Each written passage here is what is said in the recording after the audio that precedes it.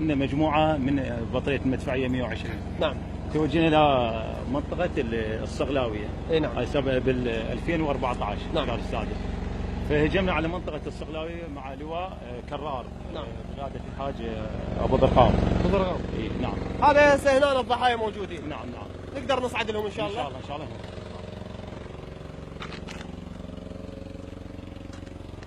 يا الله.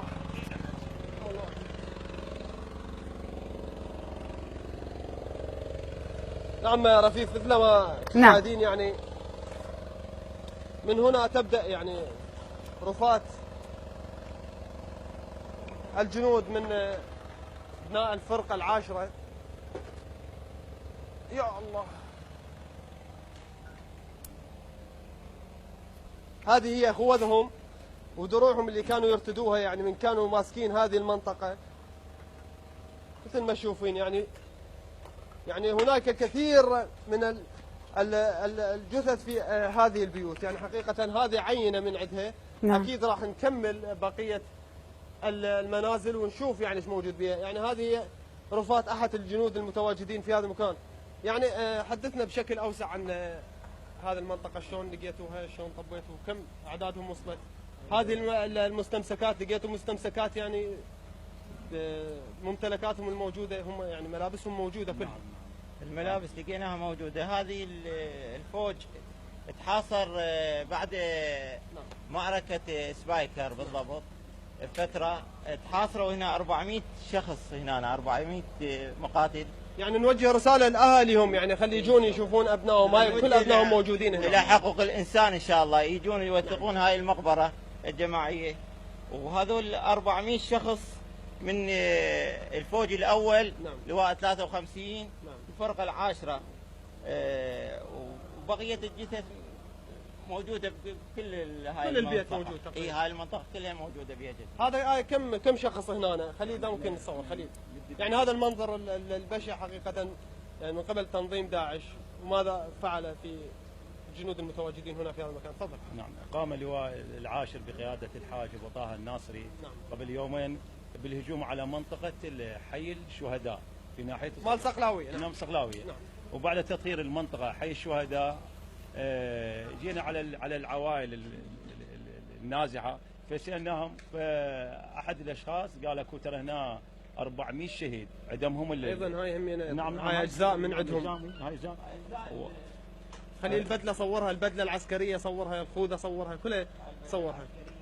خليل شفنا الشخص اللي من النازحين، قال وين الشهداء؟ قال الشهداء بهذا البيت. نعم. وضح لنا الصوره، قال الدواعش الانذال حشاكم جابوا العسكريين 400 عسكري. احنا المعلومات اللي صدرت من النازحين قالوا 400 عسكري. احتمال اكثر هم، يعني حسب معلوماتنا هذا الحصار احنا سمعنا عنه قبل، قالوا على اساس بالالف مقاتل كانوا متواجدين في هذا المكان. نعم هم 1400. نعم. بس في هذا المكان 400 عسكري من لواء 53 الفرقه العاشره. فمش بنجينا هنا لقينا مقابر، شفنا هذا الاعظام موجوده هنا وملابسهم ومغدورين، حتى شفنا على هاي مضروبين براس. خليل اذا ممكن تصور هاي الاطلاقات الناريه، يعني هذه اطلاقات الناريه استخدمها داعش لاعدام الجنود الذين كانوا يتواجدون او يدافعون عن هذه المنطقه. نعم. يعني ما استكفوا بس بالاعدام، يعني جاب هنا عدمه واثنان وفخخ البيت وفلشه. فلش عليهم على مود يضيع الملامح الجنود. هاي الوقائع اليوميه الناشرينها مال اللواء، سريه اسناد الوقائع اليوميه مالتهم بتاريخ 16/7/2014. نعم. احنا نعطي رساله موجوده ان شاء الله. صورها خليل اذا ممكن تصور هاي هذا اسمه علاء هاي اجواء ذاتيات. هاي نعم. كان هنا صديقك يعني موجود؟ نعم. رائد. نعم هسه هنا صديقي رائد حسين الطعيمه. نعم. هو اخوه سولف لي، قال لي انا اخوي حاصر بالصغلاويه. نعم. والمكان انا كنت فيه هنا سابقا بال 2014 كنت هنا، وهم استلموا القاطع، الجيش العراقي استلموا القاطع وانا انسحبنا. نعم. فجوا الدواعش بسياراتهم المفخخه. نعم. وحاصروا 1400 عسكري. فبالمكان هذا جبنا واحد، قلنا احنا جبنا المنازحين وقال هنا 400 واحد. شوفوا يعني اول مره ما قتلوهم بهذا البيت، وثانيا انه فخخوا البيت وفجروا عليهم. صور البيت يعني شوف الاثار. هذا يعني ايضا البيت الاخر المجاور لهذا البيت. هل اذا ممكن نصور هذا البيت؟ ايضا يعني هنالك يعني رفات جنود 5 بيوت نعم. اي اكثر من 5 بيوت نعم. اكثر من 5 بيوت، وكون هنا الشق هم مدفونين به وموجودين، جدتهم موجوده هنا.